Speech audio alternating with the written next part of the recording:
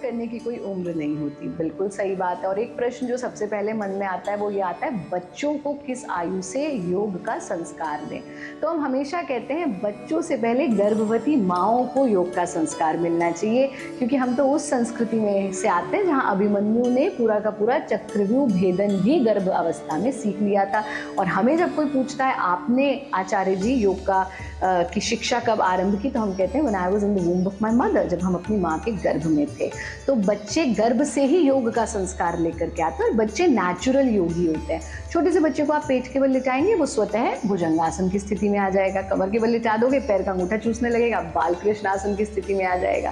पर फिर भी जो प्रॉपर ट्रेनिंग आप देंगे बच्चों को, वो उस उम्र से देनी शुरू कर देनी चाहिए जिस उम्र से वो समझने लगे।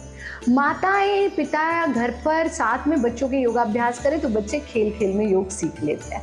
2 ऐसी खेल खेल में योग की क्रियाएं आज हम आपको बता रहे हैं जो बच्चों की ओवरऑल हेल्थ के लिए बहुत बहुत महत्वपूर्ण है। विरेचन गति के लिए आप ऐसे बैठ करके भी कर सकते हैं, खड़े होकर के भी कर सकते हैं। अगर बच्चे का बैठने का मन नहीं है, खड़े खड़े करा दीजिए, हाथों को 90 डिग्री के एंगल पर टिकाएंगे।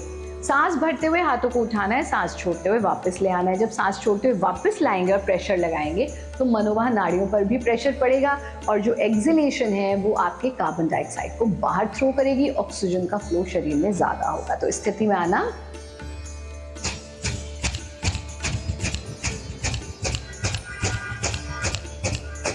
पचास का एक राउंड कर लीजिए, 50 एक्सहेलेशंस का, दोनों हाथों को खोला, 3 बार डीप ब्रीदिंग कर लीजिए, हाथों को वापस ले आइए। ये बच्चे खड़े खड़े कर सकते हैं, जंप के साथ भी कर सकते हैं, बैठे बैठे भी कर सकते हैं। दूसरा अभ्यास है शिशु गति।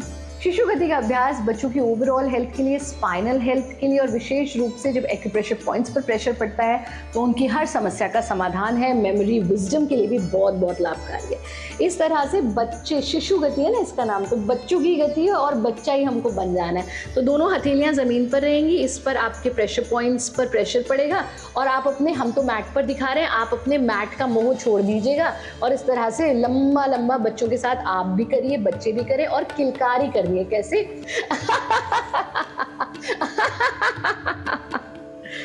और फिर वज्रासन में बैठ जाएंगे, हाथों को ढीला छोड़ देंगे, शरीर को ढीला छोड़ देंगे। दिन में कम से कम 5 बार बच्चों को अट्टहास जरूर कराइए, यानी दोनों हाथों को खोलकर दिल खोल करके हंसें। ये आप बच्चों को रेगुलर कराएं। हमारा कार्यक्रम देखते रहें, स्वस्थ रहें। हरिओम।